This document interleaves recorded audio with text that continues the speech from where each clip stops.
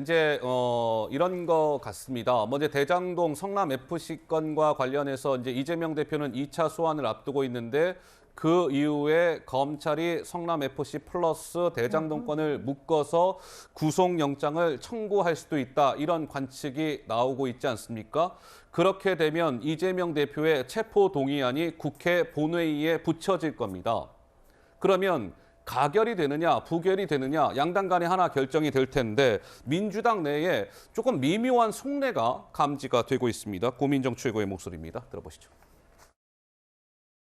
이재명 대표에 대해서 민주당 의원들이 어떤 판단을 내릴까는 진짜 예단하기는 어렵습니다. 저조차도 그래요? 이게 무조건 100% 부결될 것이다 혹은 무조건 가결될 것이다라고 단언하기가 참 어려워요. 만약에 이재명 의원을 체포가 될 수 있게끔 우리가 돕는 거잖아요. 그랬을 때 우리가 겪을 일은 또 어떤 것인가. 네. 현재 상황이 어떤지는 명확하게 파악을 해야 전략을 짤 수도 있고 또 방안을 모색할 수도 있기 때문에 그래서 지금 상황을 우리가 그냥 편하게 당연하게 이렇게 볼 일은 아니란 생각은 들어요.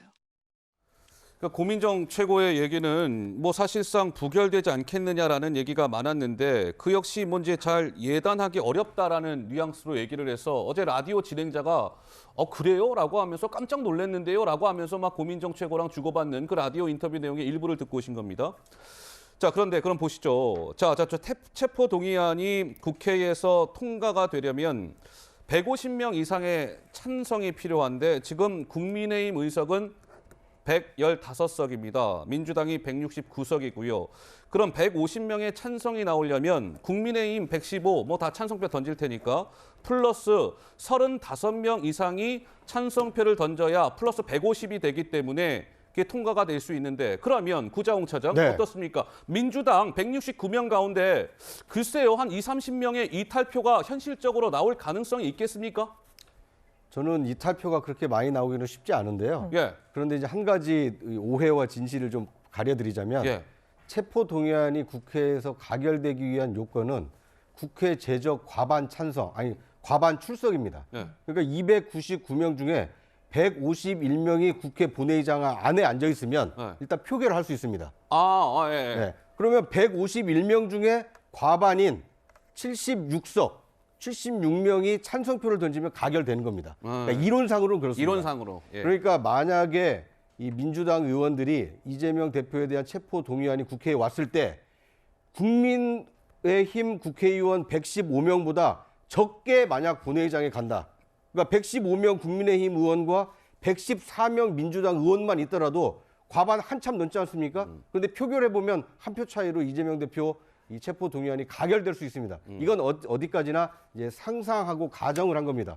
국민의힘 전원 이 찬성, 민주당 전원 부결 이걸 이제 가정을 한 건데 예. 이제 더 복잡해집니다. 왜냐? 이거 무기명 투표기 때문에 누가 찬성하고 누가 반대할지 이것이 정확히 전광판에 드러나지 않기 때문에 혹시라도 민주당 의원 중에 일부라도 이탈표가 있거나 그렇게 된다라면 이재명 대표에 대한 체포 동의안이 가결될 수 있기 때문에 예. 상당히 이 민주당으로서는 안심할 수 있는 상황은 아니다. 물론 국민의힘 의원보다 민주당 의원이 더 많이 본회의장에 참석을 한다라면 부결될 가능성이 높지만 만약에 해외 출장이라든지 아니면 지역구 활동 등을 이유로 해서 예. 본회의장에 국민의힘 의원보다 적게 간다라면 체포동의안이 가결될 가능성도 있다고 보여집니다. 그 민주당에서는 노웅래 체포동의안 부결 때는 정치적인 이해관계가 없었지만 이번에는 상황이 달라 이탈이 좀 있을 수도 있다라는 게 민주당 관계자로부터 저런 얘기가 나오고 있는 상황입니다. 전평론가 말씀하시죠.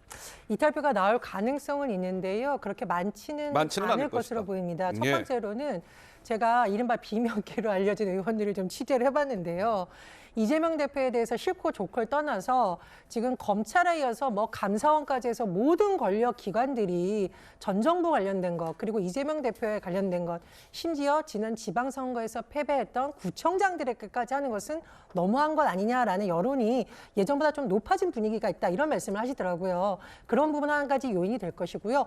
두 번째로는 민주당 국회의원들은 당원들의 여론을 의식할 수밖에 없습니다. 물론 일반 국민 여론도 중요한데 일반 일반 국민의 여론이라는 것은 국민의힘 지지층도 있을 수 있고요. 정치 무관심층도 있을 수 있는데 네. 당원들의 지금 분위기가 해도 너무한다라는 지역이 또 많다라는 거예요. 그러니까 국회의원이 본인의 신념과 또 당원들의 어떤 의견 이런 걸 볼 가능성이 있고요. 예. 세 번째로 이제 다만 제가 좀 유심히 보는 부분은 민주당이 이번 주말에 장외 지금 집회를 예고를 하고 있습니다. 바로 뒤이어서 그 얘기할 겁니다. 예. 그래서 제가 좀 취재를 해봤어요. 예. 그랬더니 원외에 있는 분들도 사실 비명계로 분류되는 지역위원장들을 제가 취재해봤거든요. 예. 그 집회에 가겠다라는 말씀이에요. 왜냐? 단일 대우를 형성하지 않으면 알겠습니다. 검찰 손에 당해 죽을 수도 있다는 위기의식이 강해졌다. 이런 말씀도 했습니다. 근데 사실 체포 동의안이라는 게 그런 것 같습니다. 국회에서 뭐 우여곡절 끝에 저게 가결이 되더라도 이재명 대표가 구속되는 게 아닙니다. 가결이 되면 법원에서 구속시킬지 말지를 여는 영장심사가 열릴 수 있게 되는 거예요. 근데 영장심사를 받기까지의 저 과정이 저렇게 험난한 것이죠. 왜? 국회의원이니까 이 특권을 가지고 있는 거 아니겠습니까? 그래서 어쨌든 한번 지켜보도록 하겠습니다. 어찌 진행될지. 자,